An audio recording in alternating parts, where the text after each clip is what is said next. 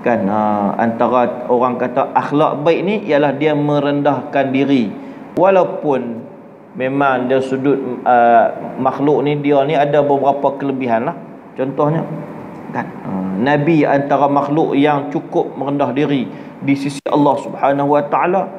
Istighfar tak kurang, sehari sekali ada hadis sebut 100, ada hadis sebut 70 kali, tak kurang. Tuan-tuan, Nabi tiap-tiap malam tahajud, sampai isteri Nabi tanya, "Ya Rasulullah, engkau ni makhluk yang diampunkan dosa yang telah lalu dan akan datang, maksum, yang terpelihara, tapi ibadah dia hebat, tiap-tiap malam tahajud." Nabi kata, tidak bolehkah aku menjadi kalangan hamba-hamba yang bersyukur kepada Allah Subhanahu Wa Taala? Tanda kita syukur ni, ibadah kita ni tanda kita syukur.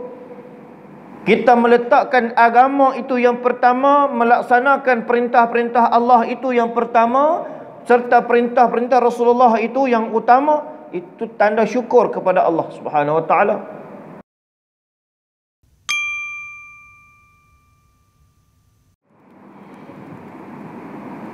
Kita sambung bab yang kelima.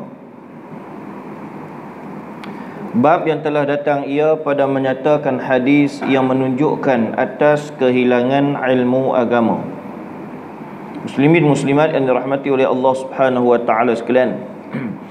Sebelum ini kita bincangkan bagaimana kaifiat Allah Subhanahu Wa Taala mengangkat akan ilmu itu daripada kalangan manusia.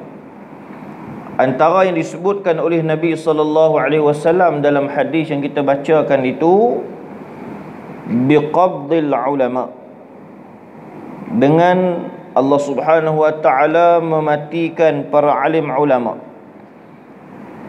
Antara maksudnya ialah apabila para alim ulama ini mereka sibuk menyiarkan ilmu, mereka sibuk menyampaikan ilmu, tetapi kita tidak sibuk untuk menuntun ilmu tersebut. Kita masih lagi dalam keadaan lalai, alpa, leka dan sebagainya.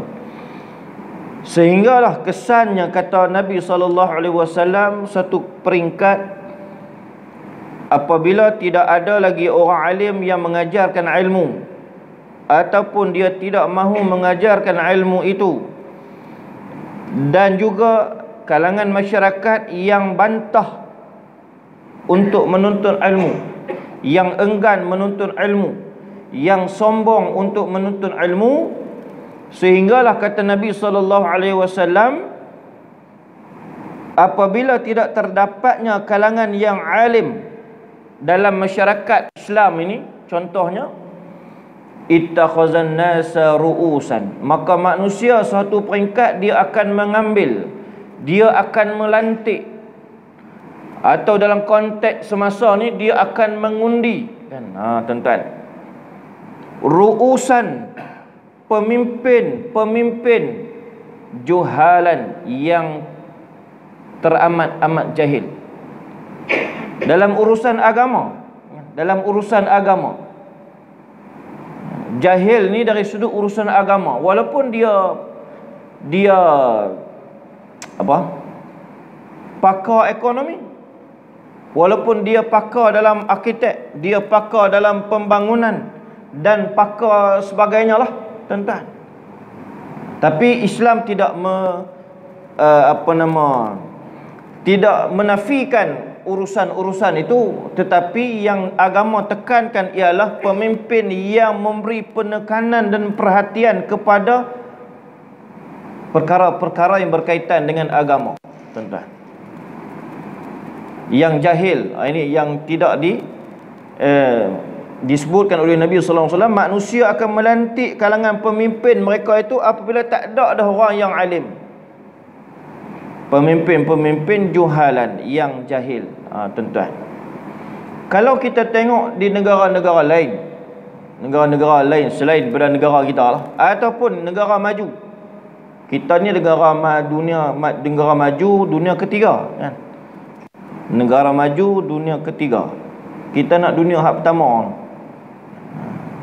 Maju di sana ada pemimpin yang mahir dalam ekonomi, menyusun, merangka, melaksanakan pelbagai konsep ekonomi, pelbagai dasar yang menguntungkan negara dia. Bahkan kita boleh sebutkan mereka ini memerintah dengan baik, dengan adil, dengan jujur. Tetapi dari sudut agama bagaimana, tuan-tuan? Orang di Amerika ni, kita sebut sebelum ni, orang di Amerika ni dia nak mengundi macam mana, tuan-tuan? Dia nak mengundi macam mana? Calon ada dua pihak ya, tuan-tuan. Maka dia ambil mudarat yang paling ringan lah. Dua-dua tu bukan Islam. Dan bagaimana keadaan sosial masyarakat di sana, dengan keadilan pemimpin dia, dengan integriti pemimpin dia, sosial mereka macam mana, tuan-tuan? Polisi dan dasar negara tu macam mana? Yang kita duk war-warkan, lebih baiklah pemimpin yang adil ni, pemimpin walaupun dia bukan Islam, daripada hak Islam ni zalim lah katanya, dan macam-macam lah kan, macam-macam. Dia tahu ke tak tahu, Allah Alam lah. Dia pun harap orang cerita ya, duk pegang hak orang cerita. Dia pun tak kenal pemimpin tu. Dalam Islam, adab dan akhlak berjamaah ni, kita boleh tidak saling mengenali, tetapi kita boleh saling mempercayai. Pemimpin yang tuan-tuan duk ikut selama ni, tuan-tuan kenal tak dia? Dia kenal tak, tuan-tuan? Mungkin kita kenal dia, dia tak kenal kita. Tapi apa sahaja yang dia kata, 99% ni kita sami'na wa ata'na, dengar dan patuh, taat. Jadi kita boleh saling tak mengenali. Begitulah pihak-pihak lain pun, kan? Pemimpin-pemimpin lain, orang dia tak kenal pun pemimpin tu, tak pernah jumpa dia pun, tak pernah main di rumah dia pun, tak pernah bermuamalah dengan dia, tapi dia kata apa, semua orang percaya, kan? Begitulah kita. Jadi makna banyak pertimbangan, timbang tara yang kita nak kena buat ni, tuan-tuan.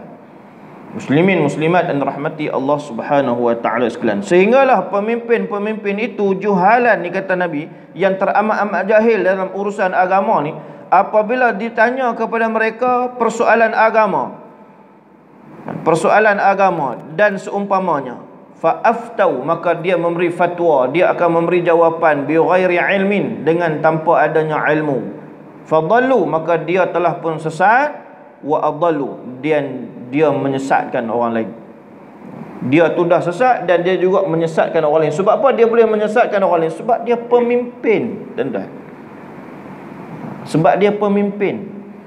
Busuk ikan ni daripada kepala, kan, tuan-tuan. Sebab itu kita kena ada kriteria nak pilih pemimpin. Kalau dalam majlis syura ulama tu, mereka yang nak bagi kebenaran, kelulusan tu, kan, antaranya ada 4 kriteria.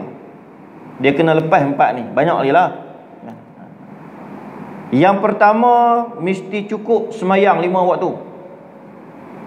Tak lepas hak ni, tolak, kena cari orang lain pula.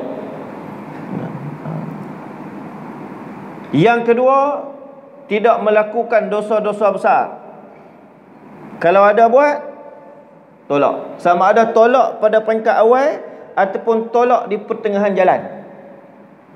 Awal manusia, tuan-tuan, manusia. Kita jangan agung tinggi sangat. Macam tuan-tuan duk tengok saya, kan, setiap minggu duduk depan aku ni, kan. Jangan duk agung tinggi sangatlah. Sebab saya manusia, kan. Saya manusia. Tak tahu mana-mana ada kadang tersalah dan tersilap. Manusia. Kita perkongsian ilmu. Saya menyampaikan amanah ilmu yang ada. Jadi yang kedua, yang tak melakukan dosa-dosa besar. Yang ketiga, tidak berterusan melakukan dosa-dosa kecil. Yang keempat, akhlak dia macam mana, sosial dia macam mana. Cek tengok, panggil ketua hak negeri mai, kan, tanya ni calon ni lagu mana, gini. Maklumat lain pun ada juga. Ada tak kena, dia panggil pula, ni ada laporan sekian. Pihak lain tak ada, tuan-tuan. parti lain tak ada. Nah, tak ada. Yang ni saja ada. Kita nak pilih. Di pertengahan jalan dia melanggar mana-mana empat ni, maka dia akan dibuanglah, diberhentikan dan seumpamanya. Maka itu antara kriteria supaya dia dalam dia menjadi pemimpin itu, dia boleh membawa manusia ni ke jalan yang diredai oleh Allah Subhanahu Wa Taala. Mudah-mudahan semua orang duk berdoa setiap hari, ihdinas siratal mustaqim, ya Allah tunjukkanlah kami jalan yang lurus. Sebab itu Nabi sebutkan dalam hadis ini, Allah akan mengangkat ilmu itu dengan mematikan para alim ulama. Bila mati tu berita dia seminggu mati. Waktu hidup tu dia kata macam-macam. Dia kata macam-macam, dia gelak macam-macam, dia kutuk macam-macam. Bila mati tu, dalam mati macam kita kutuk ulama dululah. Kan ulama mati dah tu. Tuan-tuan. Mati dah. Jadi dia pun tak boleh nak jawab apa. Kita boleh komen lah. Kita boleh komen. Jadi bila dia mati, kita angkat dia. Waktu dia hidup, kita condemn dia dengan pelbagai istilah dan seumpamanya. Muslimin muslimat yang dirahmati oleh Allah Subhanahu Wa Taala sekalian. Maka usaha kita ni, waktu mana ada lagi alim ulama yang sentiasa berusaha untuk menyebarkan ilmu dalam kalangan masyarakat kita, maka kita kena bersegeralah, tuan-tuan. Sebab menuntut ilmu ni hak penting, hak utama dalam urusan kehidupan kita, di samping kita melakukan pekerjaan-pekerjaan urusan duniawi kita ni. Kadang kita letak hak duniawi tu yang utama. Sebab tu kita tak kalut dengan menuntut ilmu ni. Kan? Kita kata, siapa tak main ni, orang tanya malam sekian-sekian. Kalut sikit tadi pergi bawa balik kerja lah, mesyuarat lah, apa gitu, menebah lah, menabuk dan sebagainya. Apa-apa urusan kerja lah. Pasal kita letak yang tu hak utama urusan kita di atas muka bumi Allah ni. Bukan menuntut ilmu, bukan meraih ibadah yang utama, tuan-tuan. Sedangkan yang utamanya ialah kita menuntut ilmu, yang utamanya ialah kita beribadah kepada Allah Subhanahu Wa Taala, di samping kita tidak meninggalkan urusan-urusan duniawi. Allah Subhanahu Wa Taala sebut dalam Quran, wabtaghi fima atakallahu daral akhirah wala tansa nasibaka minad dunya. Rebutlah kamu, carilah kamu serebut-rebutnya, cari sungguh-sungguhlah apa yang Allah berikan, yang Allah sediakan kepada kamu di negeri akhirat. Ma atakallahu darul akhirah, apa yang Allah sediakan, yang akan Allah berikan kepada kamu. Sama ada beri itu kita nak sebut anugerah ataupun pemberian, ataupun satu lagi, beri itu dalam konteks iqab, azab daripada Allah Subhanahu Wa Taala yang akan kita dapat di akhirat ni. Maka Allah suruh rebut yang tu, usaha sungguh-sungguh yang tu, jaga sungguh-sungguh yang tu, tuan-tuan. Wala tansa, tetapi janganlah kamu lupa, nasibaka minad dunya, bagaimana nasib kehidupan kamu, sebahagian urusan kamu di dunia ni. Nak buat rumah di mana, nak bekerja apa, nak mengaji sampai mana, nak beli kereta apa, nak beli baju apa, nak hidup macam mana, nak kahwin macam mana, ada anak macam mana pula, nak hantar mengaji mana. Maka jangan lupa, sebab memang dunia ini mazra'atul akhirah. Dunia ini tempat untuk kita bercucuk tanam, hasilnya kita dapat di akhirat, tuan-tuan. Muslimin muslimat yang dirahmati oleh Allah Subhanahu Wa Taala sekalian. Maka kita atur tengok urusan dunia kita ni, lambat ke cepat ke, tuan-tuan. Jangan kita abaikan menuntut ilmu akhirat, sebagaimana kita berikan kepentingan kepada ilmu dunia ni. Pergi kursus sana, kursus sini, hak yang urusan kerja lah yang berkaitan ni, hak tu dulu. Kerana hak tu balik lewat, kita tinggal majlis ilmu, tuan-tuan. Bukan kita nak boleh yalah kita tak dah sebut kena tinggal hak tu balik awal ke. Jadi bila balik awal mungkin markah kurang, penilaian tu jatuh dan seumpamanya. Dah tak sampai tahap tu. Allah sebut tadi, rebut akhirat dulu yang pertama. Tapi jangan lupa, jangan abaikan urusan dunia. Sebab memang kita hidup, hakikatnya kita hidup di dunia. Muslimin, muslimat dan rahmati Allah sekalian. Kita sambung malam ini masalah awal mula ilmu yang hilang itu ialah khusyuk di dalam sembahyang.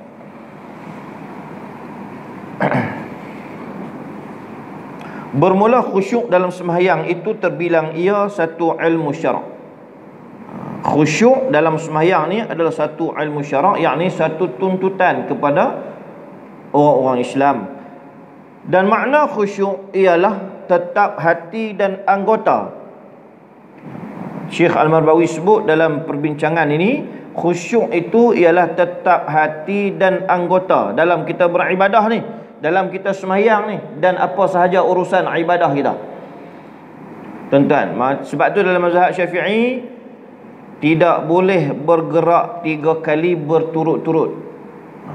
Walaupun mazhab lain pandangan lain, itu kita tak tolak dan kita memang tak boleh nafi. Tapi dalam mazhab Syafi'i tidak boleh bergerak 3 kali berturut-turut, berturutan. Kalau nak berjalan tu dia berjalan terus, tak boleh. Dia kena satu-satu. Langkah berhenti sat, langkah pula berhenti sat, sampai masuk dalam saf. Kemudian perbaiki saf tu lah. Kok tak rapat lagi ke apa, tuan-tuan, pergerakan yang kecil. Jadi kita semayang ni, sebelum semayang ni duduk dalam saf elok, rapatkan bahu, rapatkan bahu. Hak boleh rapat kaki ke bertemu kaki, bagus. Tak boleh bertemu pun tak apa, bau bagi kena, kan? Bagi kena bau dengan orang sebelah. Kadang dia tak boleh duduk dekat. Yalah, kawan tu belum nak semayang, sokok pula dah. Sat lagi, lepas semayang lagi. Sabar sat, tuan-tuan. Daripada mandi di rumah tu, serlum baju tu, sabar dulu. Simpan sat dulu, tuan-tuan. Simpan sat dulu. Sat lagi lepas isyak lagi, tak apa. Balon ambil lah. Ni orang nak semayang ni, nak duduk dekat-dekat dengan kita ni. Nak duduk dekat-dekat. Jadi bagi bau tu, walau tak wangi, tapi menyenangkan lah. Kalau tak buh minyak atar sikit pun, tuan-tuan. Sebab tu ada orang duk main tinggal minyak atar ni, kita pakai lah. Mana dia tinggal tahun tu, biasanya dia niat wakaf dah tu. Siapa nak pakai, pakai, tuan-tuan. Jadi bau kadang, sebab tu orang masjid surau kadang bau sama. Dah pakai minyak atas hak sama, hang pakai minyak atas hak masjid apa ni, kan? Nak sembang ya, kan? Nak sembang. Mana kita pakai minyak. Jadi buat soft, tuan-tuan, soft. Nak garu, nak pebetul, kain pelekat, telekung ke apa ke, sebelum angkat takbir. Tahrimuha at-takbir. Lepas takbir tu tak boleh buat apa dah. Hak yang halal sebelum takbir, lepas takbir tak boleh. Minum tak boleh, makan tak boleh, kan? Bercakap selain dengan perkataan solat ni tak boleh. Jadi sebelum tu betul ya, butang baju ke apa ke, nak gabuh-gabuh apa ke, tuan-tuan. Hak mai kemudian tu cerita lain lah.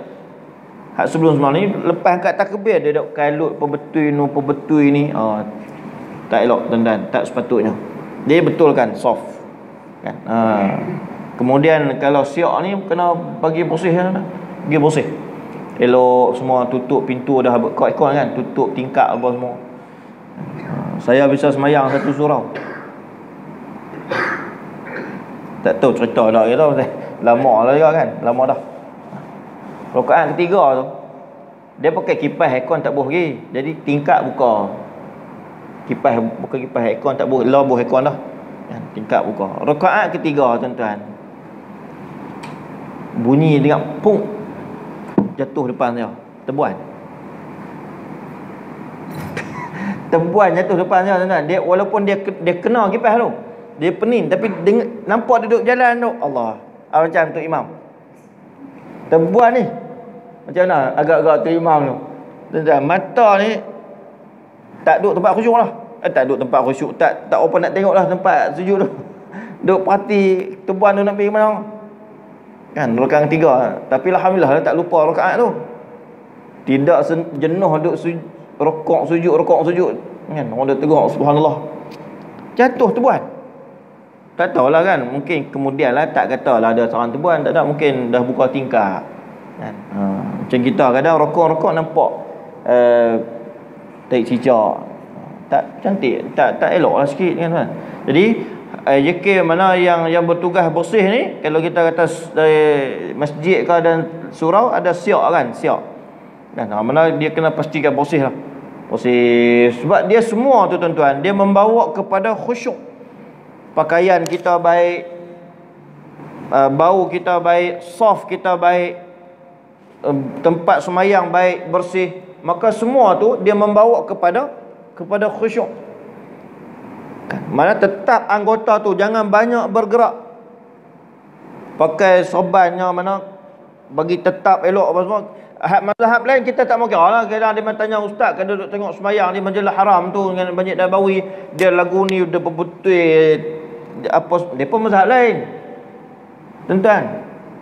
Mana kita mazhab Syafi'i antara mazhab yang tegas dalam soal ibadah ni, tak boleh bergerak melebihi 3 kali berturut-turut.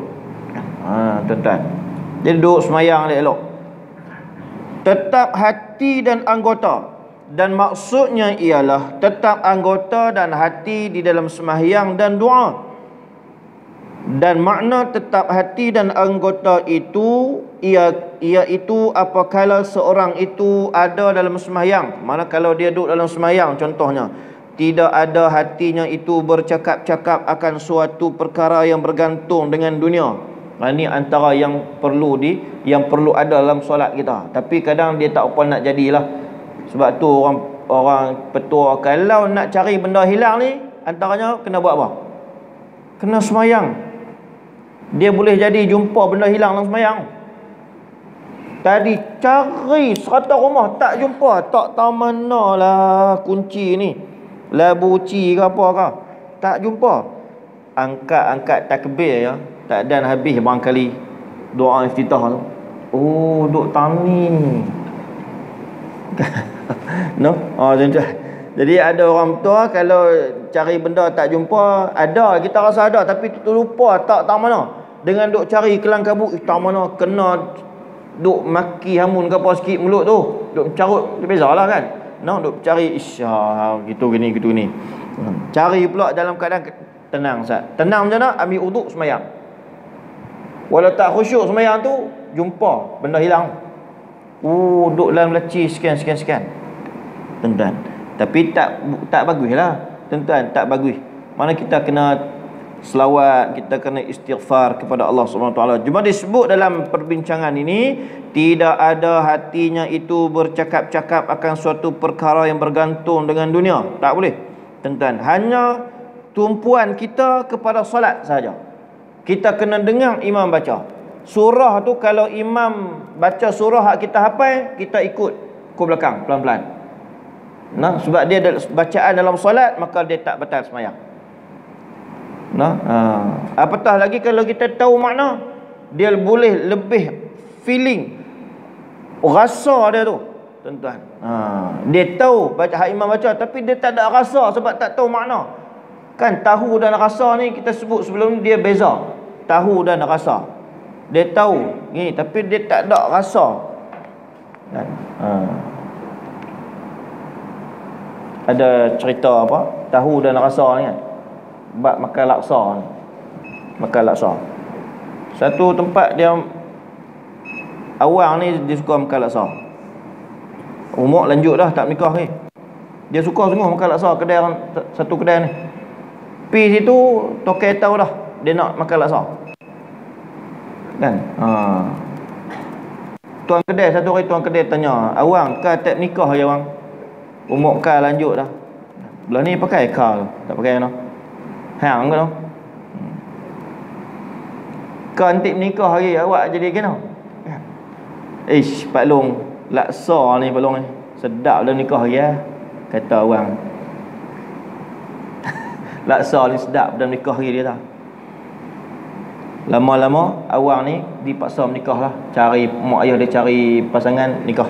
Tuan-tuan, nikah. Lepas nikah seminggu lebih tak main makan laksa rumah kedai Pak Long ni. Minggu lebih. Tidak hari-hari, tak miss, tak pagi, petang, tak petang, malam sikit. Laksa ya. Pasal ya Pak Long tu pun buat laksa sedap. Mai kedai lepas tu Pak Long, ayah orang kena kan? Tik mai lama. Tik kelih kan? Lama. Habis kita guna habis lah, habis kurang lah. Dia kata ish Pak Long. Lama tak mai. Oh lama aku tak nampak hang mai. Pergi mana? Pas nikah ha. Pak Long nak tahu. Awak ah. Nikah sedap lagi dah makan laksa ni dah. Tamahlah contoh sahaja. Tahu dan rasa ni. Sebab itu orang yang tengah boleh mengumpat, mengata fitnah, mengadu domba dan sebagainya. Kalau kita tanya, Allah tu ada tak ada? Dia boleh kata ada. Tapi dia boleh terus mengumpat. Dia tahu Allah ada, tapi dia tidak merasai kewujudan Allah Subhanahu wa ta'ala. Sebab itu dia boleh buat macam-macam perkara yang dilarang oleh Allah Subhanahu wa ta'ala, tuan-tuan. Sebab itu dalam solat sama. Kalau kita boleh tahu makna Fatihah tu pun cukup dah. Ya surah ni kan panjang lah. Tak tahu imam nak baca surah apa. Dan biasanya memang kita tak faham pun maksud ayat-ayat Quran, surah-surah yang dibaca selepas Fatihah tu. Fatihah ni kerana lama semua orang boleh hafal, memang bacaan wajib dalam solat. Patutnya kita dah tahulah makna Quran, makna Fatihah tu, tuan-tuan. Tapi kalau kita tak tahu pun, kita hafal juga surah yang imam baca. Seperti contohnya pagi Jumaat ke, dia baca surah Sajdah. Kerana selalu dengar, kita boleh ikut beberapa ayat, tuan-tuan. Boleh, tak ada masalah, tuan-tuan. Sebab dia dikira bacaan dalam solat. Maka disebutkan tidak boleh artinya itu bercakap-cakap akan satu perkara yang bergantung dengan dunia. Tidak ingat akan kerja dunia. Tidak ingat akan anak isteri susah atau sakit. Sampai peringkat macam tu. Apabila kita beribadah kepada Allah Subhanahu wa ta'ala. Tidak ingat diri dalam kesempitan dan kesusahan. Bahkan semata-mata tetap hati ingat akan Allah Subhanahu wa ta'ala. Ini peringkat dia yang sepatutnya ada bagi orang yang melaksanakan ibadah kepada Allah Subhanahu wa ta'ala, serta membaca akan apa yang disuruh baca dan fikir dan akalkan apa yang dibaca. Kalau kita boleh tahu makna alhamdulillahi rabbil alamin, segala puji bagi Allah Tuhan sekalian alam. Kan? Puji ini ada kategori Allah puji makhluk. Yang pertama, Allah puji makhluk. Yang kedua, makhluk puji Allah. Yang ketiga, makhluk puji makhluk. Dan yang keempat, Allah puji diri sendiri. Makhluk puji makhluk ni, kita puji orang lain. Jangan kita puji diri kita sendiri pula. Kita kata apa? Angkat baki sendiri kan. Kita puji, saya memang macam sedap pun kalau sembahyang, kalau jadi imam saya memang macam sedap pun kan. Saya memang segak pun, saya memang pandai pun, saya memang cerdik pun, saya memang rajin pun. Tuan-tuan, tu akhlak tak baik tu. Dia kena tawaduk ataupun kita sebut merendah diri kan. Antara orang kata akhlak baik ni ialah dia merendahkan diri. Walaupun memang dia sudut makhluk ni, dia ni ada beberapa kelebihan lah. Contohnya kan, Nabi antara makhluk yang cukup merendah diri di sisi Allah Subhanahu wa ta'ala. Istighfar tak kurang sehari sekali. Ada hadis sebut 100, ada hadis sebut 70 kali, tak kurang, tuan-tuan. Nabi tiap-tiap malam tahajud. Sampai isteri Nabi tanya, ya Rasulullah, engkau ni makhluk yang diampunkan dosa yang telah lalu dan akan datang, maksum, yang terpelihara, tapi ibadah dia hebat. Setiap malam tahajud. Nabi kata, tidak bolehkah aku menjadi kalangan hamba-hamba yang bersyukur kepada Allah Subhanahu wa ta'ala. Tanda kita syukur ni, ibadah kita ni tanda kita syukur. Kita meletakkan agama itu yang pertama, melaksanakan perintah-perintah Allah itu yang pertama, serta perintah-perintah Rasulullah itu yang utama. Itu tanda syukur kepada Allah Subhanahu wa ta'ala. Tuan-tuan, la in syakartum la azidanakum, jika kamu mensyukuri nikmat aku, Apa tanda syukur nikmat Allah? Laksanakan perintah Allah. Itu tanda syukur tu. La azidanakum, nescaya aku akan tambah nikmat aku kepada kamu. Wala in kafartum, tetapi jika sekiranya kamu kufur nikmat aku. Apa tanda kufur? Kontra dengan tadilah. Tentang maksudnya apa? Yang Allah perintah kita tak mau buat. Macam-macam alasan kita bagi. Tentang awak tak main sembahyang jemaah, ini perintah agama. Kepentingan dia, oh kita kata begini.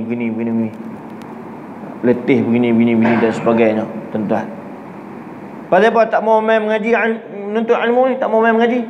Ilmu lain memang dia cekap dah, mahir dah. Ilmu agama, tuan-tuan, bagilah alasan begini. Mana? Itu satu peringkat. Bahkan ada yang lebih teruk, langgar, tak semayang, tuan-tuan, tak menutup aurat dan sebagainya, bahkan melakukan perkara yang Allah larang, yang kita sebut sebagai perkara yang haram, dosa-dosa besar. Itu tanda orang kufur. Wala in kafartum inna azabi lasyadid, sesungguhnya azab aku itu amat pedih, kata Allah subhanahu wa ta'ala. Tuan-tuan, mana? Yang pertama, Allah puji makhluk, Allah puji Rasulullah, Allah puji orang-orang yang saleh, Allah puji orang-orang yang beriman. Allah akan letakkan tempat mereka di tempat yang mulia, bahkan di akhirat mereka akan dimasukkan ke dalam syurga, tuan-tuan. Yang kedua, makhluk puji Allah. Bila kita baca Quran, dia ada dalam tu, kita puji Allah. Kemudian ada dalam Quran juga ataupun hadis, kita sebut tadi apa dia? Allah puji Allah. Allah puji diri sendiri. Selayaknya Allah memuji dirinya sendiri yang maha berkuasa. Alhamdulillahi Rabbil Alamin. Segala puji bagi Allah, Tuhan sekalian alam. Ar-Rahmanir Rahim, yang maha pemurah lagi maha mengasihani. Allah puji diri sendiri, tuan-tuan. Allah puji diri sendiri. Maka sebab itu kita kalau kita boleh akalkan, yakni kita tahu makna dia, kita boleh katalah hatilah, ikut dalam hati.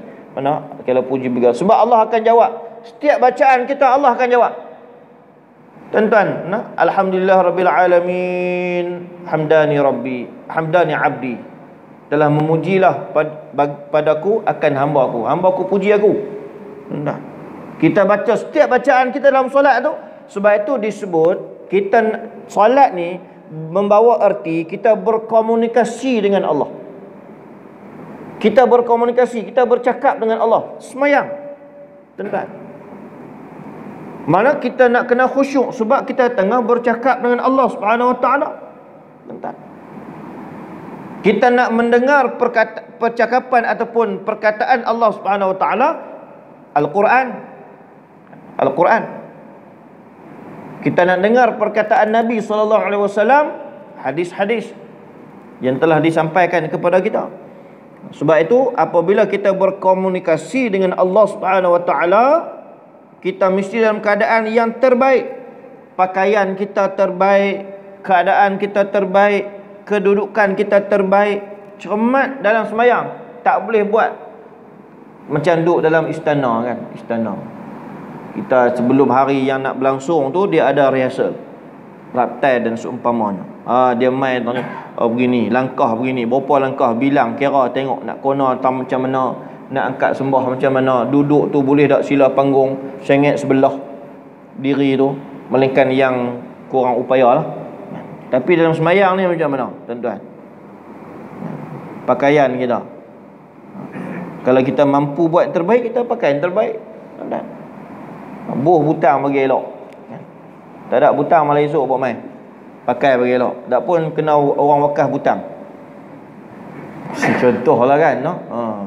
Butang. Kalau baju Melayu ada 5 butang kan, 3 tu kurang-kurang mau buh 3. Kalau boleh buh sampai atas, tak tercekik dah bah lah. Ataupun dia selesa buh sampai atas ni, buh lah. Kalau tak buh, bagi pakai tu bagi elok, tuan-tuan, bagi elok. Pakaian yang kita nak keluar daripada rumah tu, itulah pakaian kita nak pakai waktu semayang. Mana kita kena fikir lah sekali nak semayang ni. Kadang dia bagi alasan lah, main jom kita baju ni tak apa, bawa balik bendang. Kena selup pasal apa tak boleh semayang. Selup bukan najis. Contoh, Tapi taklah sampai semayang dengan selut-selut tu main semayang jemaah di surau kan. Balik dulu salin, dan balik salin tu pakai semayang di rumah lah kan? Contoh saja kan. Muslimin muslimat yang dirahmati Allah sekalian, kerana kita berhadapan dengan Allah Subhanahu wa taala, semualah perkataan kita, perbuatan kita dan khusyuk kita dalam solat tu kita kena jaga semua bahagian-bahagian dalam solat. Kalau dengan manusia ni, majlis-majlis rasmi yang bagaimana kita sebut tadi ni, kita jaga sungguh. Okey, tak ada masalah ikut protokol tu. Tetapi jangan kita dengan Allah Ta'ala ni kita halau balai, kita buat lekeh, tuan-tuan. Bacaan tak jaga, sebab tu bacaan kena jaga, tak boleh kelang kabut kan? Tak boleh kelang kabut, supaya kita dapat jaga, tidaknya tak batal lah solat kita tu dalam keadaan kita kelang kabut kan. Kita kalut, tak jaga bacaan-bacaan kita dalam solat. Dan fikir dan akalkan apa yang dibaca dan diucap, dan dihati-hatikan apa yang dikatakan kepada Tuhan. Kena cermatlah nak bercakap apa ni dengan Allah Subhanahu wa taala. Tahu dah nak bercakap tu Fatihah kan, doa iftitah, Fatihah, baca surah, mana kena cermat bacaan tu. Maka pendeknya hati itu sentiasa tetap kepada hati-hatikan kerja yang disuruh Tuhan di dalam semayang. Rukuknya tuan-tuan, i'tidal. Sebab itu orang yang ada hadis sebut, satu orang sahabat semayang, Nabi suruh dia ulang semayang. Antara tafsirannya, sebab apa Nabi suruh dia ulang semayang? Sebab kata ulama, dia semayang kelang kabut. Apa yang tak ada dalam semayang dia? Tamak ninah. Tamak ninah ni rukun. Ada yang ulama dalam susunan itu dia buh sekali, ada yang tak buh sekali. Kalau dia buh sekali, rukun semayang jadi 13. Kalau dia tak buh sekali, rukun semayang tu dia akan jadi berapa? Dia akan jadi 17 atau 18 kan. Rukuk serta tamak ninah. Ada ulama dia buh rukuk, kemudian yang seterusnya rukun seterusnya tamak ninah. I'tidal, tamak ninah. Yang kita duk ngaji selalunya mana? Rukuk serta tamak ninah, i'tidal serta tamak ninah, sujud serta tamak ninah, duduk antara dua sujud serta tamak ninah. Sekurang-kurang tamak ninah itu dalam keadaan tenang kita duduk tu, dengan bacaan tasbih kita tu, bacaan kita dalam semua perbuatan tu. Kita rukuk, kita ada tasbih. Sekurang-kurang dengan 3 kali tasbih itu, atau memadai 1 tasbih, maka kita dapatlah tamak ninah tu. Ni kita tak tahu, kadang kita tengok orang semayang tu, kita pun waktu dia rukuk tu kita baca Subhana Rabbil A'la, tak ada habis sekali dia bangkit lah. Laju kawan ni, laju lagi pada kita hak baca. Kita nak laju baca tu, tapi tengok dia bangkit lah, tak ada habis satu. Dia bangkit, i'tidal, sujud, laju tuan-tuan.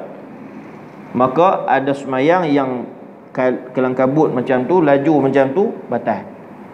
Sebab tak ada tamak ninah, tuan-tuan. Anggota sujud contohnya dahi, tak dan tetap lagi atas tempat sujud tu, dia nak bangkit lah. Sujud tu satu nikmat tuan-tuan. Ada orang yang dah tak boleh sujud dah, tak boleh sujud, sama ada kerana dia dah mati ataupun kerana dia ada kesihatan terganggu, tak boleh sujud. Tak ada nikmat sujud dah tuan-tuan. Sujud tu satu nikmat di sisi Allah Subhanahu wa taala. Bagi kita ni nikmat tuan-tuan, boleh sujud kepada Allah dalam semayang. Itu yang sepatutnya. Jadi bila sujud mesti tetap anggota sujud ni, tetap dahi ni, tak boleh semayang. Sebab tu tak boleh, tak sah semayang atas tilam. Bagi orang sakit apa, dia nak semayang, dia nak semayang duduk lah, tapi waktu sujud dia nak sujud. Ada orang dia tak boleh semayang berdiri kan. Tapi kalau boleh berjalan, kena berdiri dulu, lepas tu baru boleh duduk. Ni duduk berjalan, tiba-tiba nak semayang dia duduk. Hak fardu, hak sunat lain lah. Hak fardu ni tak boleh. Dia dah boleh berjalan, lagu mana pun dia berjalan tuan-tuan, bila dia main duduk dalam saf, dia kena berdiri sat dulu. Lepas tu lepas kat takbir, sama ada masa iftitah atau Fatihah, dia tak mampu dah nak berdiri, dia duduk lah tuan-tuan. Contoh saja tuan-tuan. Jadi ada orang dia duduk antara dua sujud tu semayang kan. Jadi bila sujud, dia akan sujud lah. Rokok tu dia buat isyarat rokok tu kan. Bila sujud, dia nak sujud sungguh. Sujud, hak sujud lah kan. Letak dahi di atas tempat sujud. Jadi kena tetap anggota sujud tu. Tetap ni makna tak boleh bergerak lah. Kalau atas tilam, dia boleh duduk bergerak. Tak tetap, dia boleh pi lagi. Kan? Pi. Bidah main atas tilam. Sebab itu sembahyang macam imam contohnya, jangan buh sejadah banyak-banyak kan. 3-4 lapis buh. Kawan nu main awakah buh. Kawan nu main awakah buh. Kadang tengok awak tinggi dengan imam dah aku. Kan? Mau tak tinggi sejadah sampai 3-4 lapis. Bila 3-4 lapis dia sujud, tutupkan dengan hidung. Nak menepah tak boleh imam. Tebal sangat tempat sujud. Selapis cukup lah. Dia dah orang tahu dah duduk depan tu jadi imam. Tuan-tuan. Supaya apa? Supaya tetap tempat sujud dia tu. Mana dahi tu. Dia tak boleh duduk macam kita tak di tempat yang lembut. Kan? Tak boleh. Mana dia mesti tetap. Tak boleh bergerak lah kepala tu. Dan kaki belakang dia pacak tu macam dia tolak lah. Kan? Dia tolak kedudukan kepala di depan tu, kaki pacak belakang tu dia macam tolak kan. Mau tetap. Subhana rabbiyal a'la wa bihamdi, subhana rabbiyal a'la wa bihamdi, subhana rabbiyal a'la wa bihamdi. Jadi tamakninah itu perlu kita hati-hati tuan-tuan. Maka sentiasa tetap kepada hati-hatikan kerja yang disuruh Tuhan dalam sembahyang dan hadir di dalam hati akan kebesarannya.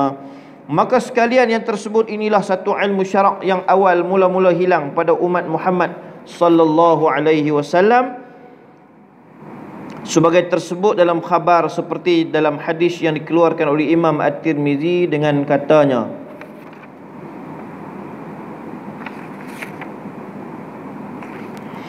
An Abi Darda qala kunna ma'a Rasulillah sallallahu alaihi wasallam fashakhasa bi basarihi ila as-sama'i. Diriwayatkan daripada seorang sahabat bagi Nabi sallallahu alaihi wasallam namanya Abi Darda radhiyallahu anhu, katanya, adalah kami serta Rasulullah sallallahu alaihi wasallam, maka mendongak ia memandang dengan matanya ke langit seolah-olah Allah Taala beritahukan masa hilang ilmu. Ini satu kejadian, satu peristiwa yang berlaku pada zaman Nabi sallallahu alaihi wasallam waktu sahabat bersama dengan Nabi. Sahabat tengok Nabi tengok ke atas. Sahabat ini umpamakan seolah-olah Allah sedang mengangkat sesuatu. Tapi dalam ini disebut seolah-olah Allah Subhanahu wa taala sedang mengangkat akan ilmu itu. Thumma qala hadza awanun yukhtalasul ilmu minan nasi hatta la yaqdiru minhu ala syai'in. Kemudian bersabda ia sallallahu alaihi wasallam, ini masa disambar akan ilmu agama daripada manusia hingga tiada kuasa mereka itu daripadanya atas sesuatu, yakni tiada kuasa mencarinya dan ambil tahu lagi.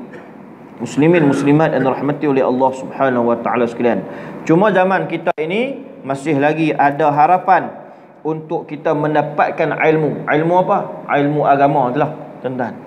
Kita masih lagi banyak majlis-majlis ilmu yang diadakan di seluruh tempat, dan alim-alim ulama mereka ke rata-rata tempat. Jemput daripada jauh mai, dekat dan sebagainya, tuan-tuan, untuk menyampaikan, untuk menyebarkan ilmu, tuan-tuan. Cuma bila mereka hadir, bila mereka adakan majlis ilmu itu, maka usaha kita lah untuk mai mengaji, menuntut ilmu agama, di samping kita mahir ilmu-ilmu yang lain, tuan-tuan. Kalau sembang bab agama, orang lain senyap, saya bercakap, contohlah kan. Tapi kalau bab rumah, saya pula duduk diam, dia pula bercakap. Rumah dia cakap dia mahir, dia tukang rumah, dia tukang kereta kan. Bukan kata kita ni ilmu orang agama ni semua soalan nak kena tanya kita, tuan-tuan. Tapi ya juga, jangan main dengan masyarakat ni, dia tanya juga bab-bab lain. Kita kata abang kena pergi rujuk tengoklah kan, doktor kan, sakit tu dia rujuk kita je. Tapi kita kata hak ni abang kena tanya doktor dulu. Doktor kata apa? Dia bagi puasa ke tak bagi puasa? Bab puasa lah contohnya kan, bab puasa dia dah sakit sekian. Macam mana ustaz, saya boleh buka tak? Yang pertama abang kena pergi tanya doktor. Tak kira lah doktor Islam ke tak Islam kan, pergi tanya. Dia kata boleh puasa dengan sekian syarat, maka puasa kena buat tu. Sebab tu hari ni tuan-tuan, orang taat pada doktor, pada khatib Jumaat ni. pada imam, pada ulama, bahkan pada pemimpin. Dia taat doktor lagi. Tuan-tuan, doktor kata pukul 9, 8.30 sampailah. Kan? Yang waktu semayang ni tahun orang buat siap. Dia kena atur aja harian dia tu, aktiviti harian dia ikut waktu semayang tu. Kan? Waktu mesyuarat kena ubah. Waktu mesyuarat kalau zuhur 1.30, 1.35 tak boleh buh pukul 2. Buh pukul 2 semua kelang kabut. Jadi ahli mesyuarat tak semayang. Jadi kena ubahlah. Kalau zuhur 1.05 minit, okeylah mesyuarat pukul 2. Bolehlah kira sikit. Kan? Atau 2 suku ke. Kalau jabatan kerajaan bang kali 2.30 lah kan, nak masuk kerja balik 2.45 ke. Nah, mana nak kena susun. Nak musafir mana-mana tengok waktu semayang contohnya. Ada dah tuan-tuan. Tapi hari ni dia itulah antara ibarat dia. Kan kita buat analogi gitulah. Dia taat lagi dekat doktor. Doktor kata kena makan setengah ubat ni, setengah lah dia makan. Yang kita duk abang ni tak boleh buat pula, haram. Judi ni haram. Dah. Dia duk tikam situ lah tuan-tuan. Ada satu kedai orang kata ni semua ahli matematik. Tak tahulah tuan-tuan tahu tak tahu, tak apalah, saya tak muhabat nak bagi contoh saja. Dia kata ni ustaz ni, kedai tu semua ahli matematik, kira-kira wang negara mana. Accountant semua tu. Tuan-tuan. Saya di habaq tu saya tak berhenti tu. Takut terpaling. Nak kedai minum. Tuan-tuan. Dia kira dapat hasil dia, ada orang main tolong ambil pula. Kawan tu dia makan hun lah. Buat pi dia tak ada pi ramai-ramai, orang cam. Orang kampung cam dah. Orang kampung tahu dah kan, tak mau bagi masuk seorang sudah. Dan dia petua pula kat kita. Kita ustaz kalau hak masuk jenis tak buka helmet dia lah tu. Tapi tak boleh pukul semua kot dia dah. Dia lah tengoklah hidung tu. Mau hidung lagu kita ni ustaz, dia lah tu. Kan dia kata mau mata tu sepek-sepek tu bukan kot. Kan tapi kok ada keturunan mai daripada mana ni kan, main daripada Sabah Sarawak kan, sepek-sepek juga tuan-tuan. Jadi perkara yang begitu dapat kita hapuskan dengan ilmu. Sebab bila hilang ilmu, disebut dalam perbincangan awal tu dia kata apa? Yang demikian itu membawa kepada hilang ilmu yang melazimkan zahir jahil. Bila ilmu ni orang abaikan, majlis ilmu ni orang abaikan, maka yang mengambil tempat kosong tu ialah jahil lah. Wallahu alam. InsyaAllah kita akan sambung lagi perbincangan kita pada pertemuan yang akan datang tuan-tuan. Ada soalan? Ya.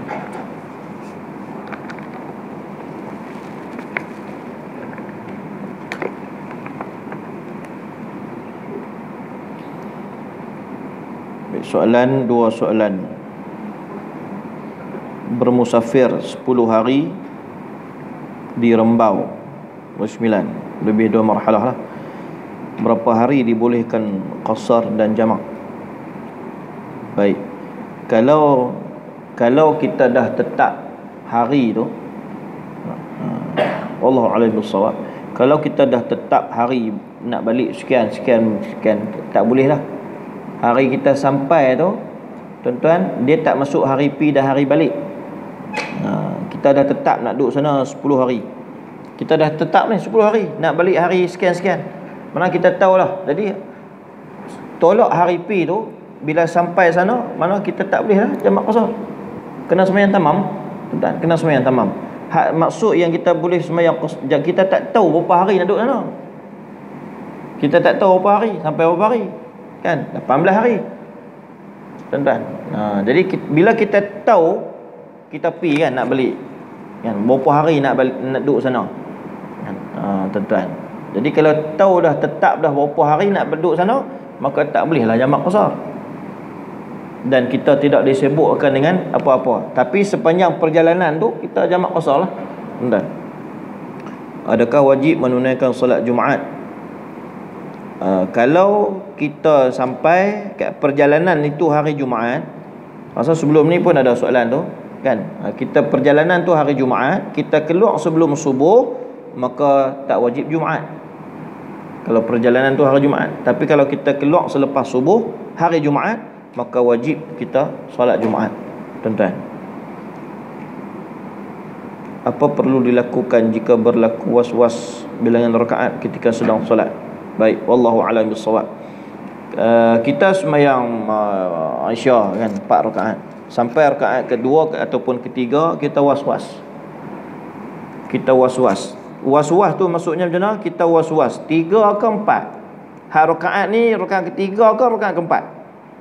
Nak ambil 3 ke 4? Kita ambil 3. Lebih tak apa, jangan kurang. Lebih kalau kita maksudnya kita 3-4 kita ambil 3, kita tambah satu lagi rakaat dan kita sujud sahwi. Hakikatnya jadi lebih. Contoh, hakikatnya jadi lebih 5 tapi sembahyang sah. Tuan-tuan. Sebab kita ambil 3 oleh kerana kita was-was, kita lupa, kita ambil 3, kita tambah satu lagi rakaat, maka kita sujud sahwi. Tuan-tuan, jangan ambil hak 4. Kalau hak 4 hakikat dia 3, sujud sahwi dia tak menampung, mana tak sah sembahyang tu. Tuan-tuan, tak sah sembahyang tu. Kalau makan, tuan-tuan, kalau makan, kita makan tepung mungkuih tu, confuse 5 ke 4? 5 ke 4? Nak ambil mana? Kena ambil 5. Jangan ambil 4. Ambil 4. Kalau hakikat dia makan 5, hak satu tu lah guna. Tuan-tuan, confuse makan tepung mungkuih. Kalau sampai 4 biji ni tuan-tuan, lapang sungguh. Tepung mungkuih 4 biji. No, tak apa. 4 ke 5, kita ambil 5. Dalam bab makan kena ambil hak lebih. Tuan-tuan, ambil lebih. Kalau terlebih, kita niat siap-siap sedekah. Hak kita ni jangan hak belah nu kawan nu tak duk kira terkurang. Oh, letih. Siapa tibel tak bayar ni? Apa yang makan tak bayar? Kan? Jenuh cari tuan-tuan, no? Makan tak bayar. Jadi kita begitulah tuan-tuan. Kaifiat dia. Kalau sembahyang kita ambil yang kurang. Kita tambah yang bagi cukup pada keadaan kita was-was tu, tambah cukup, kemudian kita sujud sahwi. Walaupun hakikat dia lebih jadi 5 ke, ataupun maghrib tu jadi 4 ke, jadi 4 rakaat ke, tapi sembahyang sah.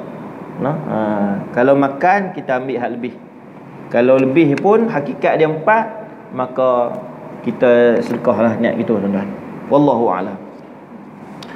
InsyaAllah kita akan sambung lagi tuan-tuan perbincangan kita pada pertemuan yang akan datang, yang baik daripada Allah Subhanahu Wa Taala, yang buruk daripada kelemahan diri saya sendiri. Saya memohon jutaan kemaafan sekiranya ada bahasa-bahasa ataupun ayat-ayat yang saya gunakan tadi yang menyinggung mana-mana pihak, sama ada individu atau berkumpulan. Aqulu qawli hadza wa astaghfirullahal azim li wa lakum. Assalamualaikum warahmatullahi wabarakatuh.